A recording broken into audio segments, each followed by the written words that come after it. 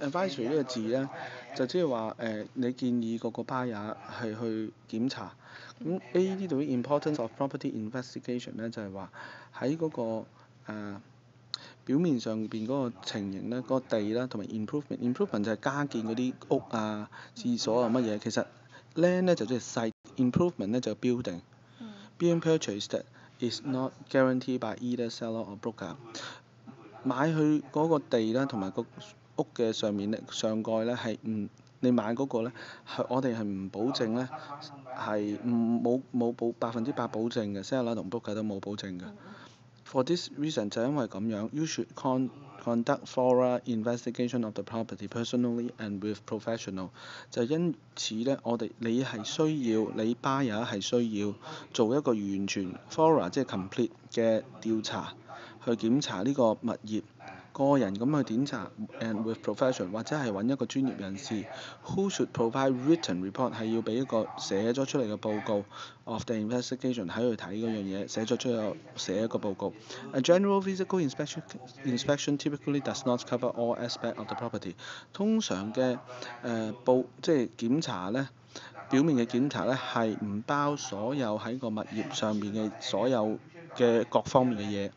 Non-item affecting the property that are not physically located， 亦都唔包括嗰啲嘢，某一啲嘢佢係會影響嗰個物業，但係咧嗰啲嘢係唔係真係喺個物業嗰間屋嘅嗰度嘅，咁佢係唔包括嗰啲嘢嘅。If the professional recommend further investigation， 如果你嗰個專業人士，即是嗰個 home inspector 啦，係建議再有檢查嘅時候咧，including a recommendation by a pest control， 例如話佢係建議你去揾一個嗰個叫做 pest control operator 嗰啲白蟻報告嗰啲人啦去 inspect inaccessible area 去睇下嗰啲入唔到去嘅地方。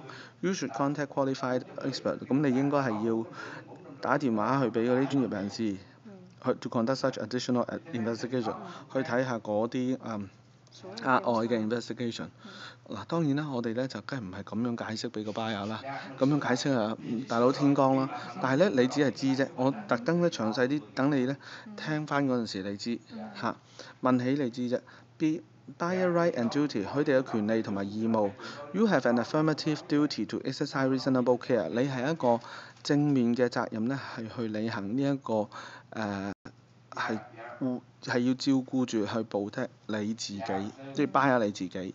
Including discovery of the legal, practical and technical implication of the disclosed facts， 包括你自己要去揾嗰啲法律啦、實際㗎啦，同埋咧嗰啲專業技術上面嘅嘅意思我哋話咗出嚟俾你嘅嘢 disclosed fact， 我哋話咗間屋係點，但係咧佢裏邊嘅含義咧係你要去負責。And the investigation and verification of the information and fact that you know or that are within your diligent attention， 或者係你要自己去查資料咧，或者係嗰啲事實你自己係喺盡你嘅最大注意嘅能力同埋盡你最大嘅觀察能力之外。The purchase， 你其實而家有冇時間㗎？我咁樣溫法。有時間。有㗎嘛？OK。The purchase agreement gives you the right to investigate the property。買賣嗰個合同咧係俾咗你嗰個權利係去檢查間屋㗎啦。If you exercise this right and you should， 如果你真係履行呢個權力，而你亦都係應該履行呢個權力嘅 ，you must do so in accordance with the terms of that agreement。你應該咧要跟翻嗰個合同咁樣去跟住去做，去履行呢個權力，即係話去睇啦。This is the best for you to protect yourself。呢個為你嚟講係最保障嘅。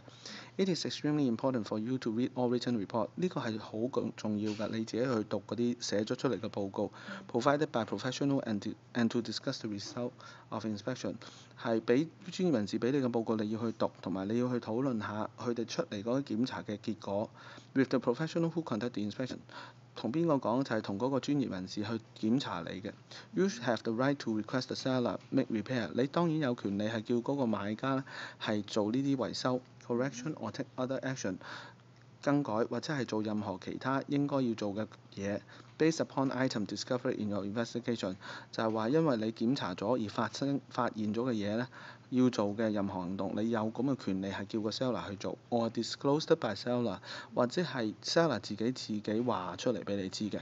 If seller is unwilling or unable to satisfy your request， 如果個 seller 咧係唔願意係咁樣話俾你聽嘅時候咧，咁咧你又唔想買 or you do not want to purchase the property in its disclosed or discovery condition， 佢呢度有冇將個 view 加大㗎？睇下先嚇，我記得好似有嗰個 view 可以大啲啊。唔緊要啦。咁咧就呢度 do not want to purchase in its disclosure and discovery condition。You have the right to cancel， 你隨時咧係有咁嘅權利咧去取消呢個合同。If you act within special time，再加大啲啊！你點整㗎？冇，就係咁啫嘛。If you do not cancel the agreement， 如果你唔取消呢個合同 in a timely or proper manner 係好快同埋正確咁樣去取消 ，you may be in breach of contract。你唔取消嘅時候咧，係啦就會受呢個約束。C 咧就 seller right and duty。Seller is required to disclose to you material facts。Seller 咧自己係要講裏邊有啲咩真正係睇到嘅事實咧係有錯 ，known to him or her， 佢 seller 自己知就要講啫。That affect the value and desirability， 會影響個屋嘅價錢或者係影響個屋咧係大家中唔中意嘅。However, seller may not be aware of some property defect or condition， 但係 seller 可能唔知道嗰間屋嘅錯漏或者係嗰啲情形啊。Seller does not have an obligation to inspect。唔會有義務去檢嗰間屋。For your benefit on and obligated to repair。佢都冇咁嘅義務去 repair。係啦。咁即係話你需要係揾你嘅 inspector 去幫你揾出呢啲問題咁啊。係啦。The purchase agreement obliges the seller to make the property available to you for。嗰個合同咧就係已經 force 咗嗰個 seller，obligate 咧就即係 force 咗嗰個 seller 咧要令到嗰個 property 咧係俾你去睇。可以去檢查。係你可以去檢查嘅。咁呢個 broker obligation 咧就係嗰個 broker 係冇一個專家咧係識晒所有嘢嘅，and therefore cannot advise you on many item。broker 自己唔可以建議你嗰個 buyer 嘅所有嘢，包括咧嗰啲泥土啊、soil stability、geologic or environmental condition， 關於地理環境嘅條件 ，hazardous or illegal controlled substance， 有冇嗰啲違禁嘅控制藥物啦。Structural condition of the foundation 好唔好唔知 ，and other improvement 究竟有冇加到嘢，或者 or the condition of the roof 個天花板嗰個條件又點 ，plumbing 水 heating 熱 air conditioning 冷氣 electricity 電 sewage 嗰個去水 septic 去水嗰個箱化糞池 waste disposal and other system。The only way to accurately determine the condition of the property is through an inspection。Through an inspection by an appropriate professional selected by you。 最有效最準嘅咧，決定嗰個屋嘅條件咧，就係用一個你認為適合嘅專業人士去檢查。If broker give you a referral to such person，broker 如果介紹人咧 ，broker does not guarantee the performance，broker 唔會包話呢個 professional 做得好嘅。You may select any professional of your choosing， 你應該自己揀。In sales involving residential dwelling， 如果買呢間屋咧係自住嘅 ，with no more than 4 unit， 唔少過係自住係少過4個 unit 嘅時候咧 ，broker have a duty to make a diligent visual inspection。broker 咧都應該係要睇一睇 of the accessible area， 只係話行得到嘅地方啫。如果行唔到嘅，例如話 foundation 下邊嗰啲，佢唔需要睇。And to disclose the result of that inspection， 睇到嘅咩咧嘅結果咧都會同你講。However, as some property defect and condition may not be discoverable from a visual inspection， 如果睇唔到嘅時候又揾唔到嘅時候咧，it is possible broker are not aware，broker 可以唔知。If you have entered into a written agreement， 如果你咧已經寫咗合同 with a broker，the specific term of that agreement will determine the nature。合同上面寫嗰啲咧就會決定咧嗰個 broker 嘅義務同性質。You are strongly advised to investigate the condition and suitability。